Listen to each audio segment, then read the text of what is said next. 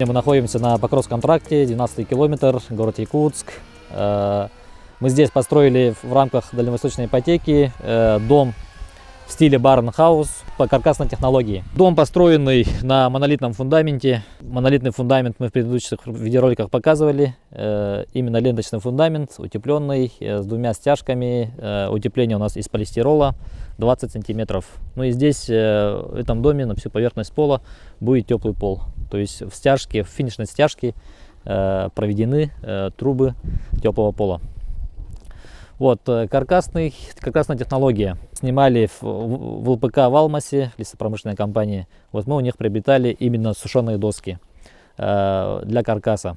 Они как раз, как мы показывали влагомером, составляют 10% влаги. То есть здесь они очень важно, то, что древесина должна иметь, должна проходить именно капельную сушку. Размер дома 6 на 8. По внешним углам, 2 этажа с панорамными окнами. Окна заказывали тоже здесь, в Якутске. Завтра, в понедельник, ожидаем доставку и будем устанавливать. Если мы видим фасад с торцов, тоже в ЛПК Валмас показывали планкены. Сушеные планкены, они проходили тоже камерную сушку. Порода древесины — это листвяк. Мы сейчас поближе покажем, потом позже, как он выглядит. Именно листвяк. Почему листвяк? У листвяка, в отличие от других пород древесины, допустим, от сосны или от ели, у них плотность более, большая плотность. И они трудно подвергаются к внешним факторам, можно сказать. А здесь с этой стороны мы, если покажем, крыша, и с двух сторон фасад покрыт фальц-кровлей, клик-фальц называется. Мы специально заказывали из Новосибирска.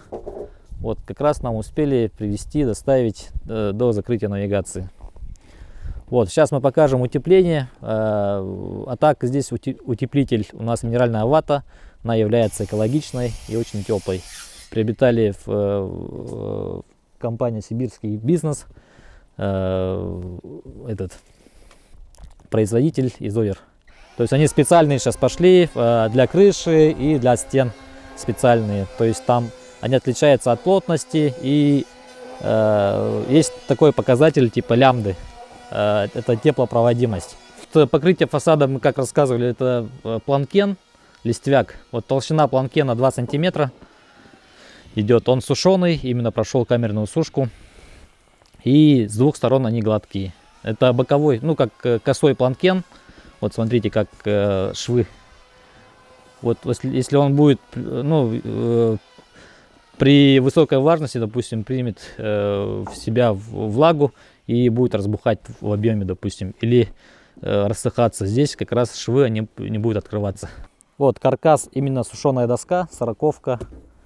Он так выглядит. Как мы показывали, здесь влага около 10% влаги. А так, исходная влага этой доски была, показывали тоже в предыдущих видеороликах, в предыдущем, показывали, что он составляет 30%. А почему сушат? Здесь показываем. Стойка идет. Он так вертикально идут они, стойки. Если, допустим, влага составляла бы 30% этой стойки, каркаса, он при рассыхании дает трещины, как древесина дает трещину, и еще скручивается. И при этом здесь тогда будут образовываться щели. Это уже будет являться мостиком холода. Здесь в данном доме у нас мы утеплили изовером. Изовер мы сейчас позже покажем, как он выглядит, характеристику. Здесь 25 сантиметров, то есть 5 слоев пятерок, по 5 сантиметров толщина, и их тут 5 штук. Почему они мы утепляли между каркасом, каркасы идут, вертикально утепляли в шахматном порядке, то есть нахлест. И потом финишную 5 сантиметров последнюю мы пустили горизонтально. То есть он, если даже здесь вдруг появится, допустим, мостик холода, он все равно будет покрывать. Так. Так, ну и потолок. Покрытие потолка у нас тоже утепление 25 сантиметров, 5 слоев, 5-сантиметровых толщиной вот утеплитель. Сейчас показываем утеплитель, как он выглядит. Так, вот для стен специальный утеплитель изовер, теплые стены Стронг называется.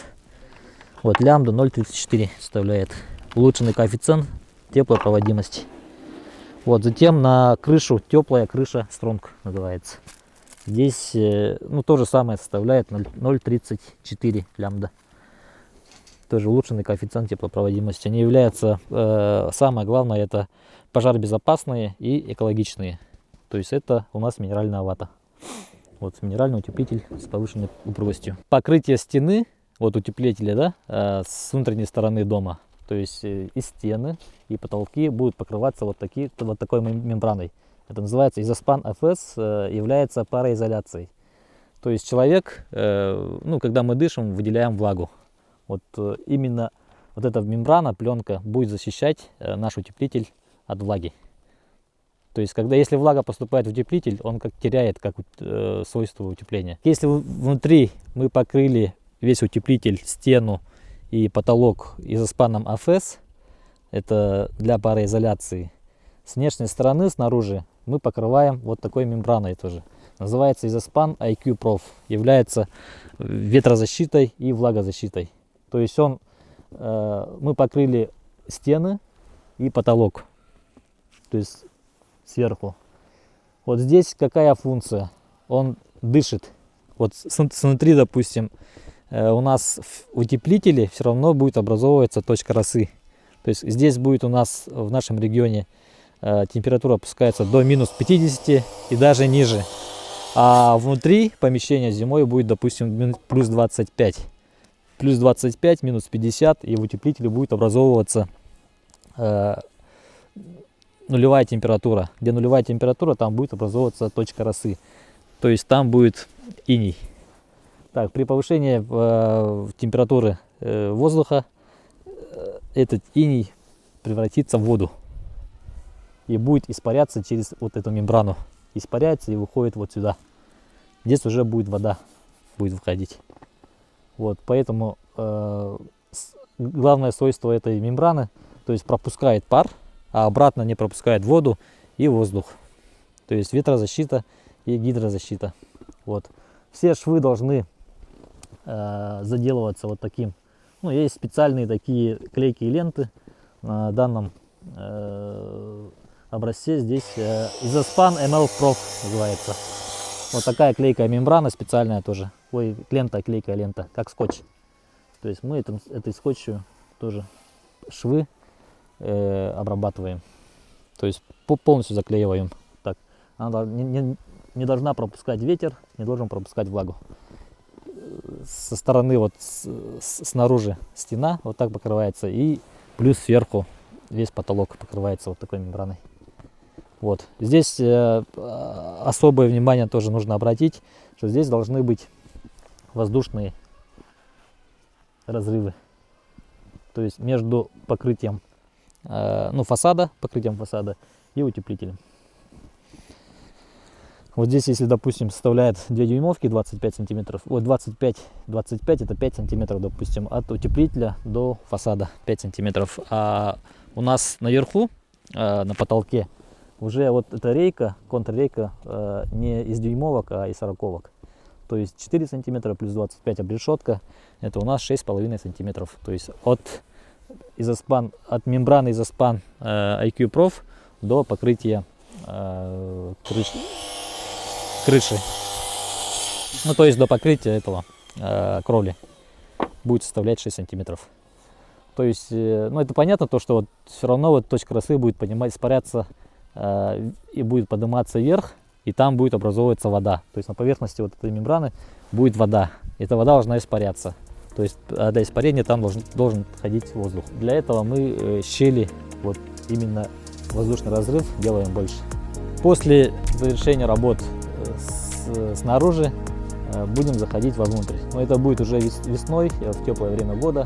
Это, наверное, скорее всего, мы с марта, середины марта начнем, уже зайдем вовнутрь и будем обшивать внутренние стены. То есть или это будет вагонкой будем обшивать, или это будет декоративной доской. То есть когда будем обшивать, мы уже запустим, здесь будем проводить вентиляцию. Вентиляция здесь, сложная система тоже, но будем привлекать специалистов, профессионалов.